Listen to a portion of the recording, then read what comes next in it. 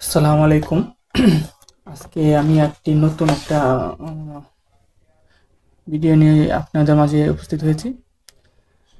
আজকে আমি যেটা দেখাবো সেটা হলো forward lookup zone and reverse lookup zone. হ্যাঁ, ডিএনএস সার্ভারের মধ্যে কীভাবে কাজ করে এবং ফরওয়ার্ড লুকআপ জোন কী কাজ করে এবং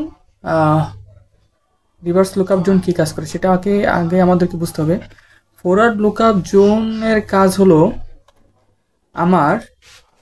আমরা যখন কোনো কিছু সার্চ করি, সাধারণত আমরা নাম লিখি, যেমন এই যে হোয়াটসঅ্যাপ, এটা নামটা লিখলাম, এই নামটাকে তারা আইপিতে কনভার্ট করে। মনে করেন আমি কোনো কিছু সার্চ দিলাম google.com,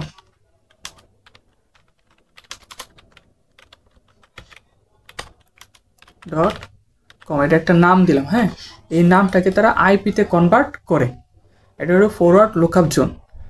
আর রিভার্স লুকআপ জোনে কী কাজ হয়, আইপিটা থেকে নামে কনভার্ট হয়, আইপি থেকে নামে কনভার্ট হয়। এটা আপনাদেরকে ধারণা রাখতে হবে। সেই জন্য আমি ফার্স্ট অফ অল আমার যে হাইপার-ভি মেশিন আছে সেখানে আমি উইন্ডোজ সার্ভার 2019-এ যাব। গিয়ে আমার এখানে ডিএনএস সার্ভার কনফিগার করা আছে, আগে থেকে কনফিগার করা আছে। এখন আমি ডিএনএস সার্ভারে এই যে ইন্টারফেসটা দেখতে পারতেছেন যে উইন্ডোজ এডিডিএস এসই, এখানে রাইট ক্লিক করব। দেন ক্লিক করার পরে ডিএনএস ম্যানেজারে যাওয়ার পরে এখানে দেখেন দুইটা অপশন আছে, forward lookup zones, reverse lookup zones. হ্যাঁ, এই ফরওয়ার্ড লুকআপ জোনে আমি ক্লিক করব। দেন এখানে একটা রাইট ক্লিক করব, রাইট ক্লিক করে নিউ জোন একটা ক্রিয়েট করব।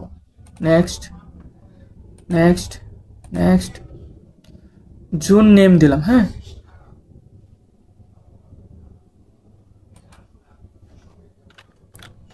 জোন নেম দিলাম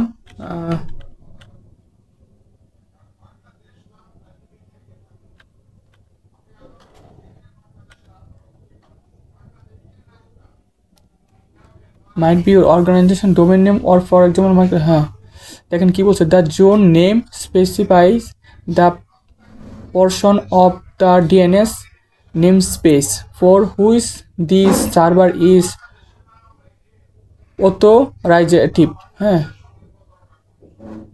it might be your organization's domain name for example microsoft.com or a portion of the domain name for example newszone.microsoft.com.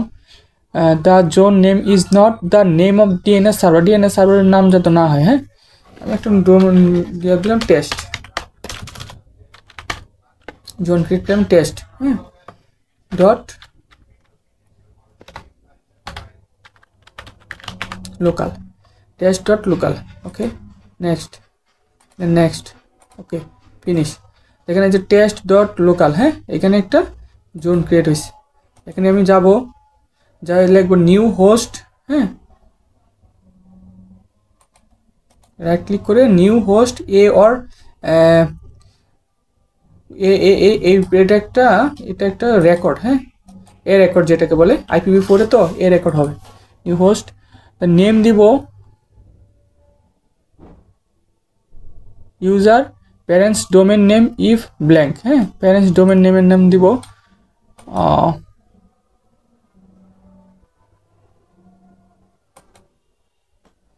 এখানে ক্লায়েন্ট 1। হ্যাঁ, ক্লায়েন্ট 1, আমার পিসির name হলো ক্লায়েন্ট 1। হ্যাঁ, আইপি অ্যাড্রেসটা কত ছিল, 10.1.1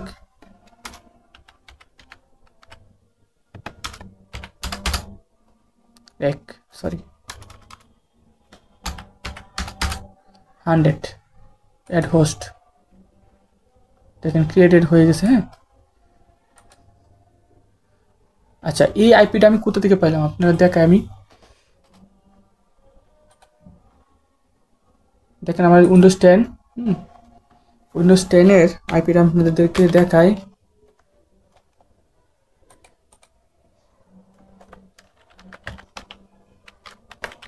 সিপিএল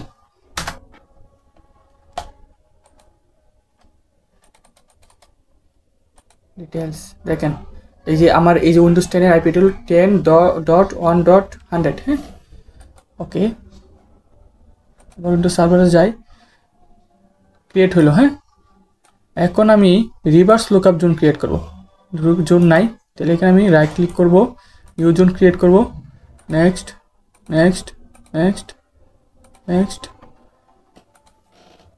নেটওয়ার্ক অ্যাড্রেসটা দিব 10.1.1 ওকে নেক্সট নেক্সট ফিনিশ ওকে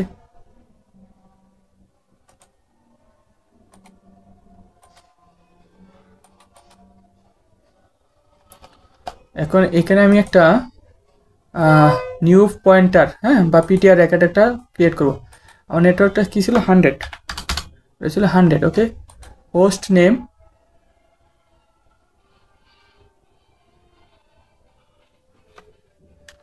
ক্লায়েন্ট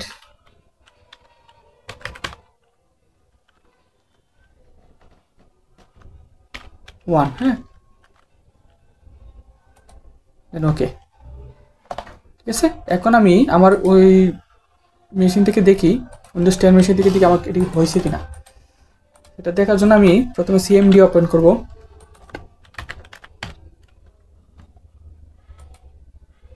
লিখব এনএস লুকআপ আইপিটা দেই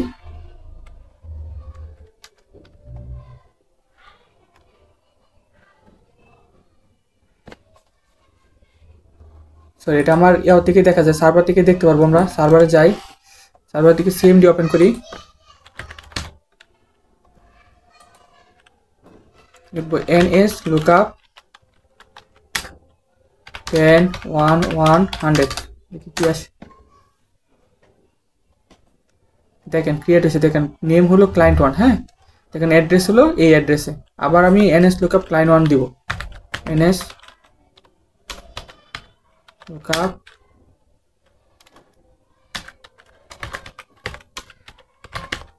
ক্লায়েন্ট 1 এখানে আমি নেম দিছি এখন আইপি আসবে দেখুন নেম থেকে আইপি হ্যাঁ নেম দিছি আমার এই যে আইপিটা দেখাইতেছে অ্যাড্রেসটা আইপি আমি আমার আইপি দিছি আমার কি দেখাচ্ছে নেমটা দেখাচ্ছে সেভাবে আমরা ফরওয়ার্ড এবং রিভার্স লুকআপ জোন আমরা ক্রিয়েট করতে পারি আজকে এই পর্যন্তই